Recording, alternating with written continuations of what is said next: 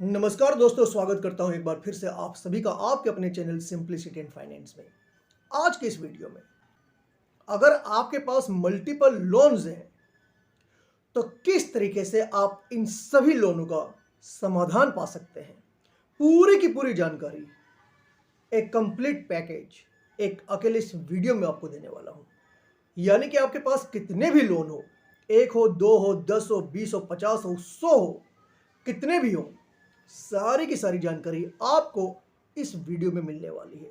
और आपसे एक वादा करता हूं, अगर इस वीडियो को आपने सेकंड बाय सेकंड देखा और अगले 10 मिनट इस वीडियो को अगर आपने दे दिए, इस जानकारी को अगर आपने दे दी, तो मैं आपको बताऊंगा कि किस तरीके से आप अपने मल्टीपल लोन्स को बंद कर सकते हैं, कौन सा लोन आपकी प्रायोरिटी होना चाहिए, कहां आपको समस्या आ सकती है, उस समस्या का क्या समाधान हो सकता है। और इस वीडियो के एंड होने तक आपको पूरी की पूरी जानकारी मिल जाएगी and your mind will be completely loaded with every single piece of information that you need. तो यहां आपको पूरी की पूरी जानकारी मिलने वाली है। शर्त है, देखिए जिंदगी में क्या होता है ना कि हैप्पी हर इंसान हो सकता है बट कंडीशंस अप्लाई। तो आज आपके पास एक मौका है हैप्पी होने का, सेटिस्फाइड होने का, पूरी जानकारी से लोडेड होने का। Conditions apply. कंडीशन ये है कि आपको इस वीडियो को ध्यान से देखना है, ऊपर ऊपर सुपरफिशियली नहीं देखना है, और वो भी पूरा का पूरा देखना है। अगर एक बच्चा अपने स्कूल पहुंचने के लिए घर से निकलता है, वो 99% पहुंच जाता है और स्कूल के गेट के पास जाकर अपने कदम रोक लेता है, तो 99% उसका जाना एकदम बेकार हो जाता है क्योंकि अपनी मंजिल तक नहीं पहुंच पाता है। The same rule applies here. अगर आपने इस वीडियो को पूरा का पूरा नहीं देखा दोस्त, तो शायद आप जानकारी मिस कर जाएंगे। मैं चाहता हूं, जैसा कि मैंने बताया, इट्स ए कंप्लीट पैकेज और मेरा एक एश्योरेंस है, एक वादा है, वीडियो में पूरी की पूरी आपको जानकारी देना चाहूंगा जो कि एक्यूरेट जानकारी है। मैं बिल्कुल ये नहीं बोलने वाला कि आरबीआई का नया नियम निकल गया, आरबीआई ने लोन माफ कर दिया, आपका सारा लोन माफ हो गया, अब 1 रुपया देने की जरूरत नहीं है। इस तरीके के झूठे थंबनेल से मैं आपको मिसलीड नहीं करने वाला हूं। तो वीडियो में लास्ट तक बने रहिए। चलिए शुरुआत करते हैं वीडियो की।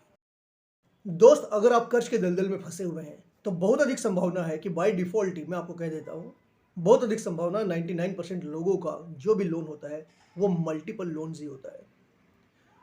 मुश्किल से मैंने ऐसा देखा कि सर मेरे ऊपर एक ही कर्ज है, मेरे पास एक ही क्रेडिट कार्ड का खर्चा है, या मेरे पास सिर्फ एक ही लोन है। मेरे पास इतनी सारी कंसल्टेशन के लिए कॉल्स आती हैं एंड बिलीव मी 99%, ऑलमोस्ट 100% से कि दे हैव मल्टीपल लोन्स। उनके पास मल्टीपल लोन्स होते हैं। उनको समझ में नहीं आता कि किस लोन को मैं पहले सुलटाऊं, क्योंकि कहीं किसी पर इंटरेस्ट ज़्यादा है तो कहीं किसी पर रिकवरी वालों का, बैंक वालों का या एनबीएफसी कंपनी वालों का दबाव ज़्यादा है। तो दबाव से बचें या फिर जो इंटरेस्ट लगता जा रहा है उससे बचें। और उन्हें बिल्कुल भी समझ में नहीं आता कि वो क्या करें और क्या नहीं करें, और ये समस्या कितनी विकट हो सकती है मैं समझ सकता हूँ। On the top of that, recovery वाले आकर परेशान करते हैं तो सोचते हैं घर छोड़कर भाग जाऊँ, ऑफिस में आकर परेशान करते हैं तो सोचते ऑफिस छोड़कर चला जाऊँ, जॉब को स्विच कर दूँ, या इस तरीके की बहुत सारी समस्याएं होती है।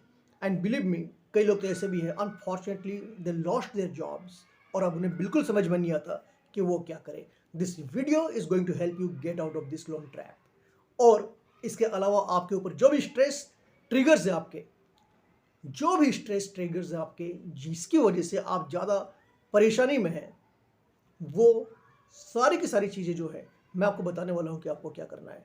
मैं समय समय पर पोल करवाता रहता हूं एंड बिलीव मी, मैंने लोगों से पूछा था कि आपके ऊपर केस हो गया, क्या आप इससे ज़्यादा स्ट्रेस्ड है, तो आपकी समस्या को मैं फर्स्ट हैंड देख पाता हूँ।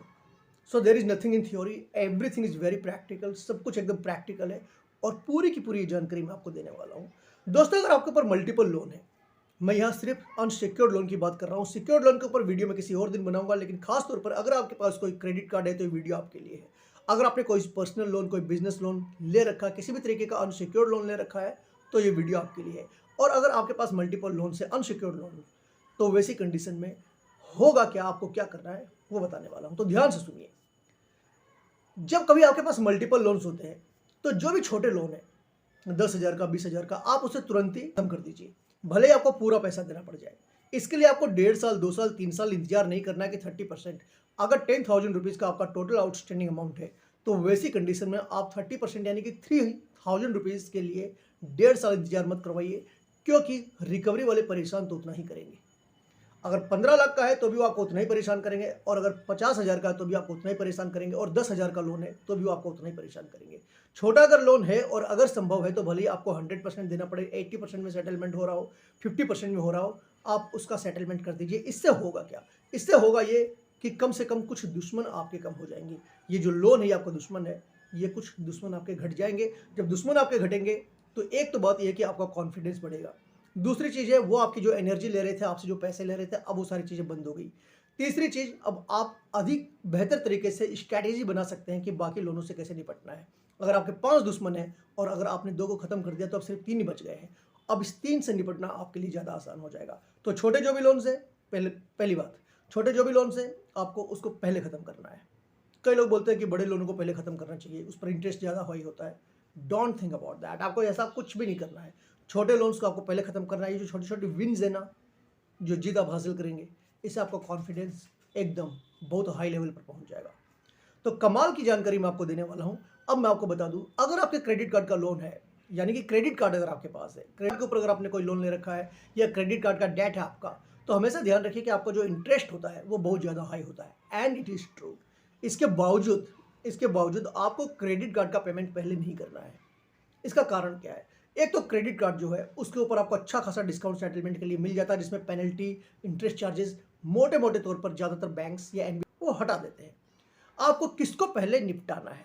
ध्यान रखिए, जहां आपका ईसीएस ऑन है वहां पर आपको पहले उसे निपटाने की कोशिश करनी है। क्यों? क्योंकि अगर आपका ईसीएस ऑन है और अगर आपका ईसीएस बाउंस हो जाता है तो 3 बाउंस के बाद वहां पर आपके ऊपर केस किया जा सकता है। आपके अकाउंट को एनपीए डिक्लेयर किया जा सकता है और उसके बाद केस हो जाता है। अगर केस में आप नहीं जाते हैं तो वारंट इशू हो जाता है। इसका मतलब यह है कि वहां आपको एक वकील को हायर करना है and you have to take a bail. आपको बेल लेनी होती है, तो वकील का खर्चा है, कोर्ट की फीस होती है, बेल का खर्चा है, और इसके बाद फिर आपको केस भी फाइट करना पड़ता है। तो इसका मतलब यह है कि अगर आपकी 3 जगह ईसीएस लगे हुए हैं तो 3 जगह पर हर जगह आपके अलग अलग खर्चे होंगे और उसके बाद you have to fight the cases. तो इसलिए बेहतर ये होता है कि जहां केस होने की संभावना है वहां सबसे पहले जहां छोटे लोन है उनको खत्म कर दो। फिर जहां ईसीएस लगा हुआ है उन लोन को आपको पहले निपटाना है। क्यों? अगर आप ऐसा नहीं करते हैं तो वैसी कंडीशन में आपके ऊपर एक्स्ट्रा बर्डन आ जाएगा केस होने के बाद। वकील आपको करना ही पड़ेगा। ये सारी जानकारी मैंने आपको दे दी। तो ये जो खर्चा है ये कहीं ना कहीं आपको पैसे इकट्ठा नहीं करने देगा। तो जहां भी ईसीएस ऑन है फोकस कीजिए कि आप उसको निपटाएं। एक चीज और ईसीएस के अलावा, दैट इज चेक। अगर आपने कहीं चेक दे रखा है, अब चेक आप 2 तरीके से देते हैं, इस चीज़ को भी ध्यान में रखिए। एक तो आप कैंसिल चेक देते हैं, वो आपके केवाईसी के लिए होता है, नो योर कस्टमर। मैं उस चेक की बात नहीं कर रहा हूँ, मैं ब्लैंक चेक्स की बात कर रहा हूँ जो आप अपनी एनबीएफसी कंपनी या बैंक को देते हैं कि अगर कल मैं पैसे नहीं चुका पाऊँ तो आप इसे इनकैश करवा लीजिए। उसमें भी केस होता है अंडर सेक्शन 138। 138 में केस होता है, सेक्शन 25 का केस बनेगा आपका ईसीएस बाउंस का। तो दोनों में केस होता है। तो जहां आपका चेक या ईसीएस है आपको उसको पहले निपटाने की कोशिश करनी है, जिससे कि आपके ऊपर केस नहीं हो। और अगर केस नहीं होता है तो आपका बहुत अधिक खर्चा बच जाएगा और उसी खर्चे से फिर आप अपने लोन का भुगतान करेंगे। इस बात का ध्यान रखिए। 90 डेज तक एनपीए नहीं होगा, जब तक एनपीए नहीं होगा केस नहीं होगा, लेकिन 90 डेज के बाद आपके ऊपर केस हो सकता है। होने की संभावना 2-3% ही है, लेकिन कोई गारंटी नहीं है, हो सकता है किसी के ऊपर भी। So you need to be very cautious. आपको सावधान रहने की जरूरत है। तो आपको समझ में आ गया। अगर आपके मल्टीपल लोन्स हैं तो अगेन, अगर छोटा लोन है जो आपको जिसे आप तुरंत ही चुका सकते हैं तो चुका दीजिए। तो उससे क्या है कि आपके लोन के जो अकाउंट से वो घट जाएंगे। 10 थे, आपने 4 का निपटारा कर दिया, 6 बचे हुए हैं। नंबर 2, ईसीएस जहां है या जहां आपने कोई चेक दे रखा है आपको उसको उसके बाद निपटाना है ताकि आपके ऊपर केस न हो। मैं नहीं चाहता किसी के ऊपर कोई केस हो, क्योंकि उसमें खर्चा अधिक लगता है, परेशानी अधिक होती है। दूसरी सिटी में आपके ऊपर केस होता है। ज़्यादातर दूसरे सिटी में केस होने की वजह से आपको वहाँ जाना होता है, जाने का खर्चा, आने का खर्चा, छुट्टी लेंगे वो खर्चा, कई बार जॉब भी नहीं होती तो और अधिक मुसीबत, नहीं जा पाएंगे, वारंट इशू, बहुत सारी चीज़ें। कुछ नहीं होने वाला है, कोई कुछ नहीं बिगाड़ सकता, ये कुत्ते आपको कुछ नहीं बिगाड़ सकते। ये सारे डायलॉग मैं बिल्कुल नहीं देने वाला हूँ। मैं आपको बिल्कुल रियलिस्टिक जानकारी देने वाला हूँ, क्योंकि ध्यान रखिए, मिसगाइड अगर आप होंगे तो आप फंसेंगे और गलत जानकारी देने वाले आपको बचाने नहीं आएंगे। So be prepared for the fact. जो सच्चाई उसके लिए आप हमेशा तैयार रहिए। तो आपके जहाँ ईसीएस है वहाँ भी आपको उस लोन को जल्दी ही निपटाने की कोशिश करनी है। तो मल्टीपल लोन से तो आपको करना कि आपको मोटे मोटे तौर पर समझ में आ रहा होगा। और ये जो जानकारी मैंने आपको दी है, अगर आप इस हिसाब से अपने लोन का निपटारा करेंगे, अगेन इस वीडियो को लास्ट तक देखना। आपको लगता है कि वीडियो खत्म होने वाला है, मेरी बातों से आपको लग रहा होगा हाँ जानकारी दे चुका है, नहीं जानकारी बाकी, ये तो शुरुआत है, लास्ट तक देखना है। नहीं तो स्कूल वाला उदाहरण याद है ना, मैंने दिया था। तो ये आप ईसीएस वाले केस को पहले निपटाएंगे, लेकिन हो सकता है कि आपके पास इतने पैसे न हो। 30% मैं हमेशा बोलता हूं कि सेटलमेंट हो जाता है। तो आप बोलेंगे कि 30% से पहले मुझे इसको निपटाने की कोशिश करनी है। बिल्कुल कोशिश करनी है, लेकिन अगर आप नहीं निपटा पाते हैं तो कोई दिक्कत नहीं। 30% में अगर आपको सेटलमेंट का ऑफर मिलता है साल 1.5 साल में जब भी, तो आपको उसको निपटा देना है। उसके लिए आपको पैसे इकट्ठे करने हैं। अब सवाल यह आता है कि सर नहीं निपटा पाए और केस हो गया, फिर क्या होगा? तो यहां बहुत जरूरी है कि आपको पता है कि आपको बेल लेनी है। तो अगर आपको लगता है कि मैं नहीं निपटा पाऊंगा, 1.5 साल में 30% में सेटलमेंट होगा और मैं उतना ही केवल इकट्ठा कर सकता हूं, उतना ही पैसा मैं जमा कर सकता हूं, लेकिन केस तो हो सकता है कि 6 महीने के बाद ही हो जाए, तो मैं क्या करूं? तो वैसी कंडीशन में आपको बैंक को लिखना है, इंसिस्ट करना है 20% सेटलमेंट के लिए। और 20% से अगर वो स्ट्रेच करने के लिए कहे तो आप 30 तक जाइए, अगर आपके पास है पैसा तो ही। और अगर नहीं है तो 1.5 साल तक आप इंतजार कीजिए। लेकिन अगर बीच में केस हो गया तो क्या होगा? इसके लिए बहुत जरूरी है कि आप एक फंड बनाइए। बेल के लिए, केस फाइट करने के लिए कुछ पैसे आपको इकट्ठा करके रखना है। किसका खर्चा कितने का आएगा, कितने पैसे में इकट्ठा रखा हूं, वो जानकारी अगर आपके पास कभी भी कोई भी केस होता है या आपको लगता है कि होने वाला है, तो आप मुझसे संपर्क कर सकते हैं। स्क्रीन के ऊपर मेरा व्हाट्सएप नंबर दिया गया, आप मुझसे कभी भी संपर्क कर सकते हैं। हम इस चीज़ को पर्सनली डिस्कस कर लेंगे। इंडिया के किसी भी कोर्ट में आपके ऊपर कोई भी केस हो, घबराने की कोई ज़रूरत नहीं है, सारी समस्याओं का समाधान होता है। लेकिन बताना मैं ये चाहता हूं कि you have to keep some money secured. आपको अपने रिजर्व करके कुछ पैसे रखने हैं, क्योंकि ध्यान रखिए कि अगर केस हो गया और अगर आप नहीं जाते हैं तो आपके लिए प्रॉब्लम आ सकती है, क्योंकि कोर्ट के सम्मन को आप इग्नोर नहीं कर सकते। You don't have to ignore court summon. Court के सम्मन को अगर इग्नोर करेंगे तो वारंट इशू हो जाएगा। तो इसके लिए अगर आपको ऐसा लगता है कि मैं अभी इतने पैसे नहीं चुका पाऊंगा, कोई दिक्कत नहीं है, जब हो तब आप चुका सकते हैं, जब है नहीं तो कहाँ से चुकाएंगे। लेकिन अगर आपके पास पैसा है तो प्लीज प्लीज प्लीज आप इनका लोन का भुगतान कर दीजिए। है पैसा तो भुगतान कर दीजिए, निजात पा जाइए। जबरदस्ती उस पैसे को बचाने की और एक खेल खेलने की जरूरत नहीं है। लेकिन अगर नहीं है और आपको लगता है कि होने वाला भी नहीं है, तो वैसी कंडीशन में आपको पैसे रखने रिजर्व में, ताकि अगर अचानक आपके ऊपर केस हो गया, अगर आपको अचानक बेल लेने की जरूरत पड़ गई, तो आपके पास वो पैसे हो। कहीं भी कोई भी केस हो आप मुझसे संपर्क कर सकते हैं। और अगर आप मुझसे संपर्क नहीं करना चाहते हैं तो भी आप क्या कर सकते हैं, मैं आपको बता देता हूँ। जहाँ भी केस होना है वहाँ हो जाएगा। आपको उस सिटी में जाना है, वहाँ के एक लॉयर को लेना है और उनको ये सारी बातें बतानी है, वो आपकी बेल करवा देंगे। केस चलता रहेगा and he will fight your case. उनका जो भी चार्ज है वो लेते रहेंगे and you will be fully relieved. और आपको काफ़ी टाइम भी मिल जाएगा। सेशन कोर्ट में लगभग 2 साल निकल जाते हैं। तो वैसी कंडीशन में आपके पास और अधिक टाइम हो जाएगा। कम से कम उस समय में फिर आपको भुगतान करना, आपको पैसे का अरेंजमेंट कर लेना होता है। तो इतनी जानकारी आपको समझ में आ गई होगी। छोटे लोनों को पहले चुकाइए, जहाँ ईसीएस लगा उसको चुकाने की जल्दी कोशिश कीजिए।